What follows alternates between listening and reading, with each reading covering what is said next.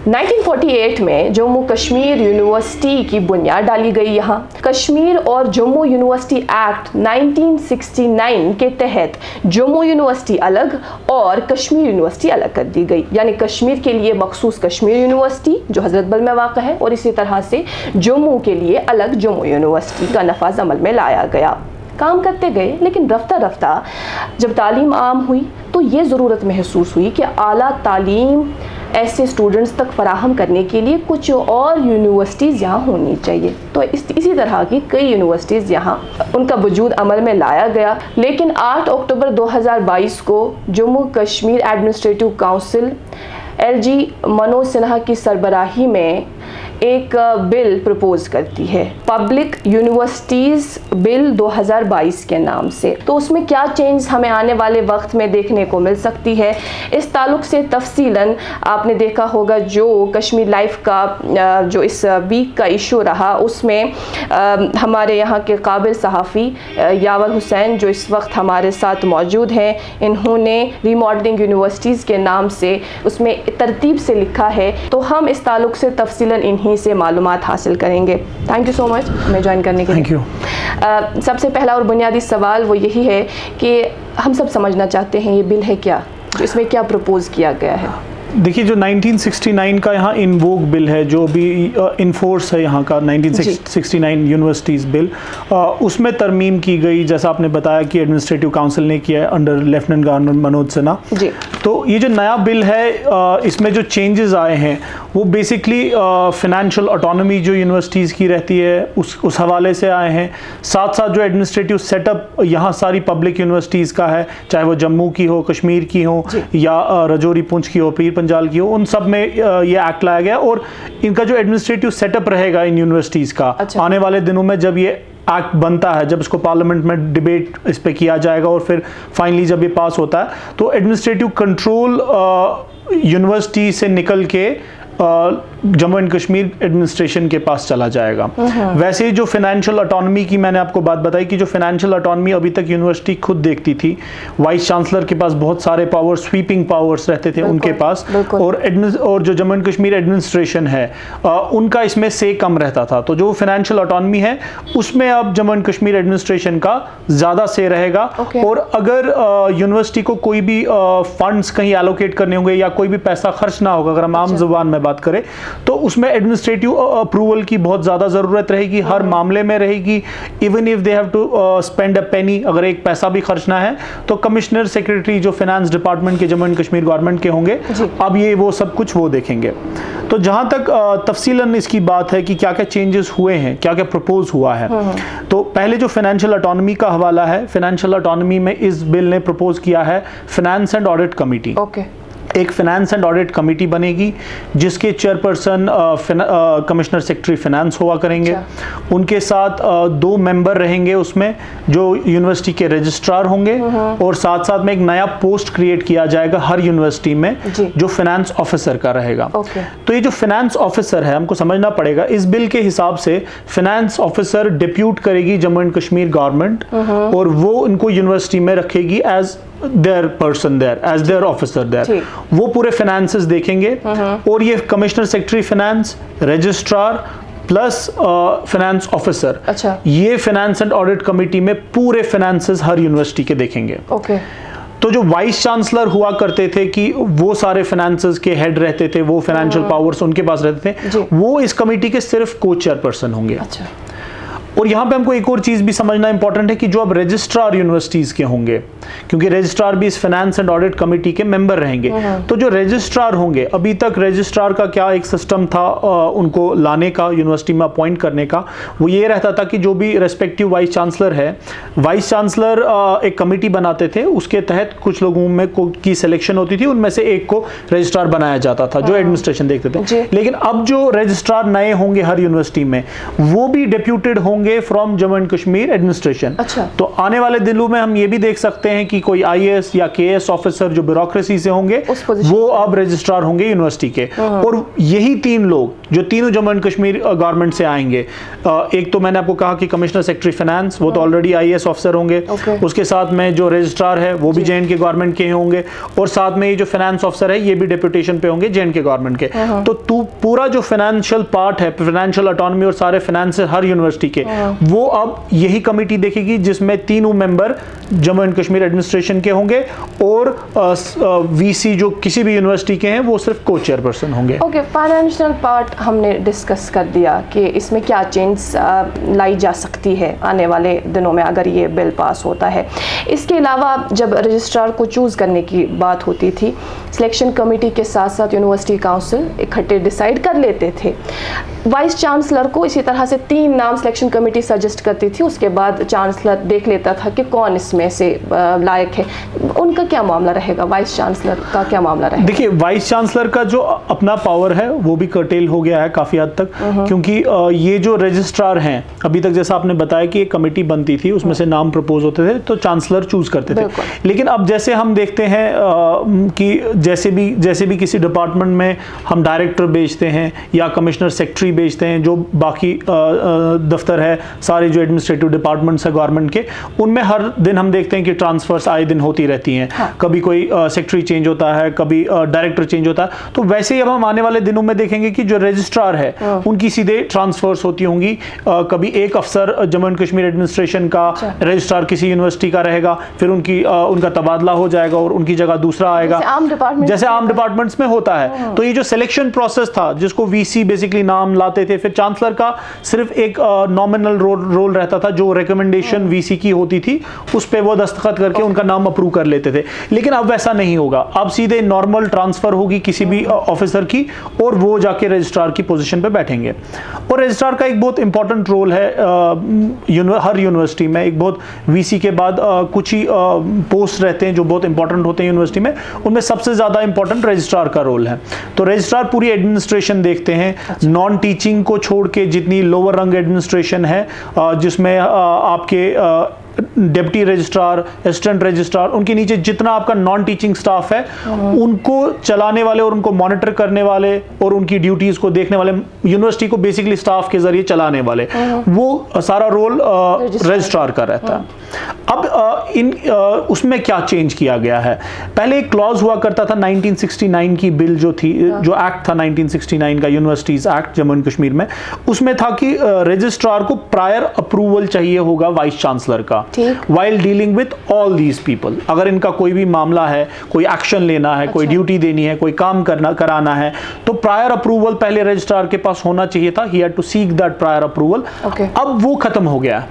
अब जो नए रजिस्ट्रार होंगे उनको प्रायर अप्रूवल की इस बिल के हिसाब से तो जरूरत नहीं है। और जब उनको जरूरत नहीं है तो मतलब वो ऑल पावरफुल हो गए। तो VC का जो पावर है वो वहां पे खत्म हो जाएगा, ऑन एडमिनिस्ट्रेशन भी कई हद तक। तो ये चेंज भी इसमें लाया गया है। साथ ही साथ जब आप चांसलर की बात कर रही थी, तो चांसलर के रोल में भी बहुत सारी चेंजेस आई हैं। किस तरह की? जी, चांसलर बेसिकली यहाँ पहले गवर्नर हुआ करते थे, जब से UT हो गई, यूनियन टेरिटरी बन गई 5 अगस्त के बाद, तब से लेफ्टिनेंट गवर्नर है। तो प्रो चांसलर, यहाँ पे जो चांसलर हुआ करता था, चांसलर के पास बहुत नॉमिनल से थे कि जो यूनिवर्सिटी काउंसिल होता है उसको भी इस बिल ने वैसे चेंज किया। यूनिवर्सिटी काउंसिल की जगह अब गवर्निंग काउंसिल हुआ करेगा। सिर्फ नाम बदला है, नाम के साथ साथ फंक्शंस वही रहेंगी गवर्निंग काउंसिल की। लेकिन एक इंपॉर्टेंट चीज है कि चांसलर के पास जो पावर्स नए ऐड हुए हैं वो बहुत इंपॉर्टेंट है। और क्योंकि पहले हमारे पास यहाँ प्रो चांसलर चीफ मिनिस्टर रहते थे, तो चीफ मिनिस्टर जो प्रो चांसलर थे उनका अब इसमें कोई अमल दखल नहीं रहेगी। वो पोस्ट ही यूनिवर्सिटी की गवर्निंग काउंसिल या बाकी कमिटीज से बाहर हो गया। तो इसमें उनका कोई स्कोप नहीं है?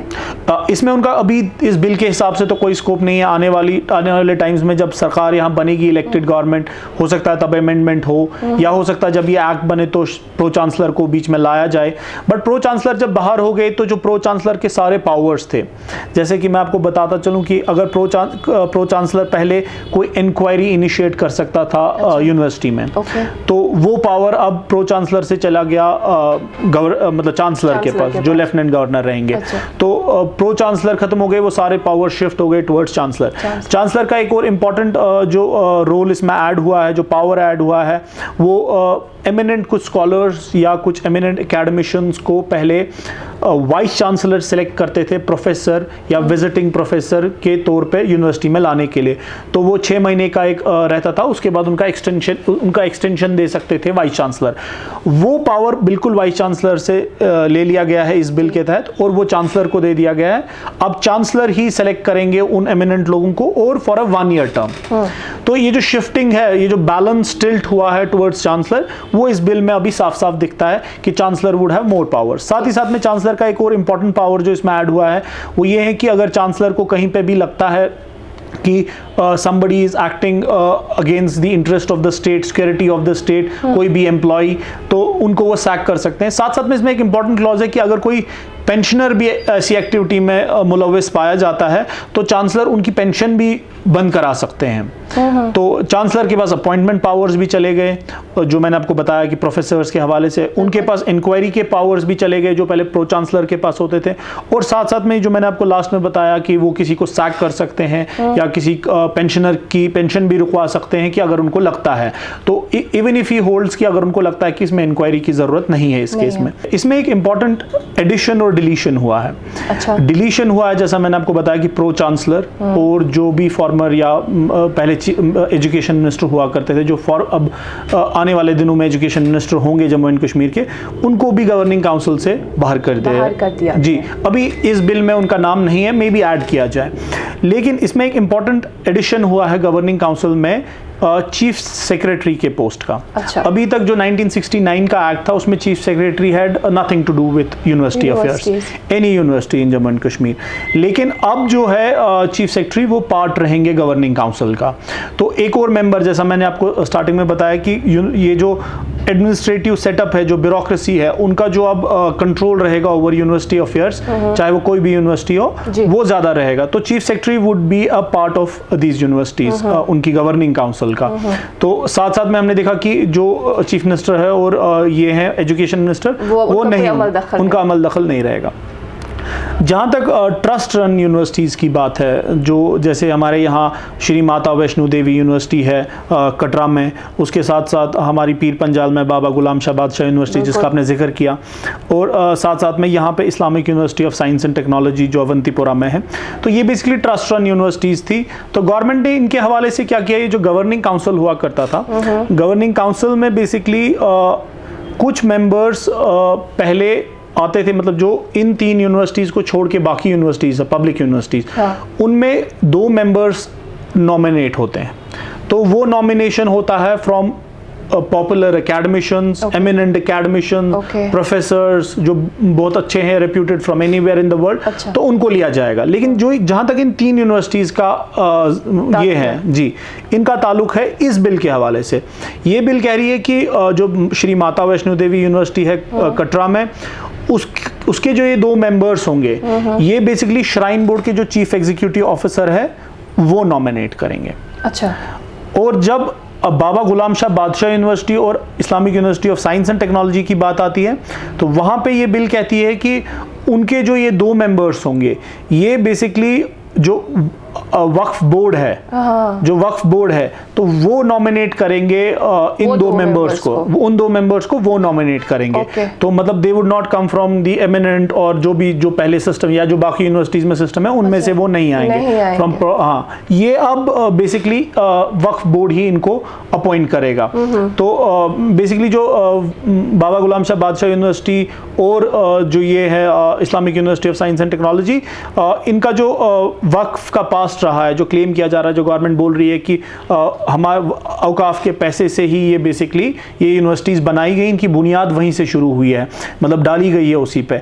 तो अब basically to give them a say in the government, in the affairs of the university, तो गवर्निंग काउंसिल में अब इनके भी मेंबर्स रहेंगे। बिल्कुल सही कहना है आपका। लेकिन जिस तरह से इस बिल में जो मखसूस एक सेंटर बना दिया गया है वो NEP है, इस ताल्लुक से ये कहा गया कि फ्लेक्सिबिलिटी और पढ़ाई के निज़ाम को बेहतर बनाने के लिए इस तरह की चेंज लाज़िम मलज़ूम है। इसमें जहाँ तक हम इस बिल की बात कर रहे हैं, पब्लिक यूनिवर्सिटीज़ बिल 2022 के हवाले से हम बात करें, इसमें सेंट्रल यूनिवर्सिटीज़ जो यहाँ है, central university Kashmir, central university Jammu, उनको एक्सक्लूड किया गया है, क्योंकि वो उसमें नहीं है। हम ये आपसे जानना चाहेंगे, ऐसा कहा जा रहा है कि नॉन गेजेटेड पोस्ट्स या गेजेटेड पोस्ट्स वो JKSSB, JKPSC के थ्रू रिक्रूट होंगे। जी, वो जहाँ तक उस चेंज का सवाल है, तो Jammu Kashmir public service commission जो है, जो गेजेटेड पोस्ट की यहाँ रिक्रूटमेंट करता है, इनफैक्ट यूनिवर्सिटी पहले तो सारे गेजेटेड पोस्ट वहीं से जाते थे, लेकिन उनमें प्रॉब्लम ये है कि गवर्नमेंट ने अच्छा डिसीजन तो इस हवाले से लिया है, लग तो रहा है कि ये सही राह पे गए हैं कि सारे पोस्ट को रेफ़र किया जाएगा SSB और गवर्नमेंट की जो एजेंसीज़ है रिक्रूट करने की, तो उनकी तरफ। लेकिन जहाँ तक उनका सवाल है, हम आए दिन देख रहे हैं कि कितने सारे रिक्रूटमेंट प्रोसेसेस 2011 से अभी पेंडिंग है JKSSB में पर्टिकुलरली। ये तो अब आए हैं, स्कैम्स बाहर आ रहे हैं, ये वो तो बात की बात है, बट रिक्रूटमेंट प्रोसेस को कंप्लीट करना टाइम लगता है, उसमें बहुत टाइम लग जाता है। तो यूनिवर्सिटी एक ऐसा मामला है कि जहां हर साल आप देखती हैं कि आपके स्टूडेंट्स ग्रेजुएट होते हैं, एक लॉट पोस्ट ग्रेजुएट्स होते हैं, साथ साथ में कितना हमने ऑलरेडी देखा है कि जो डिग्री कॉलेजेस हैं या इवन यूनिवर्सिटी कैंपसेस है, कितना वहाँ शॉर्टेज ऑफ टीचिंग स्टाफ है। एक कॉन्ट्रैक्चुअल और कॉन्ट्रैक्चुअल स्टाफ को लाके बच्चों को पढ़ाने का तो एक अब यहाँ एक रीति बन गई, एक रिवाज ही बन गया है। तो ऑलरेडी बहुत सारे पोस्ट वेकेंट है जो इससे पहले भी JKPSC और JKSSB एजुकेशन, हायर एजुकेशन के हवाले से फिल नहीं कर पाई थी।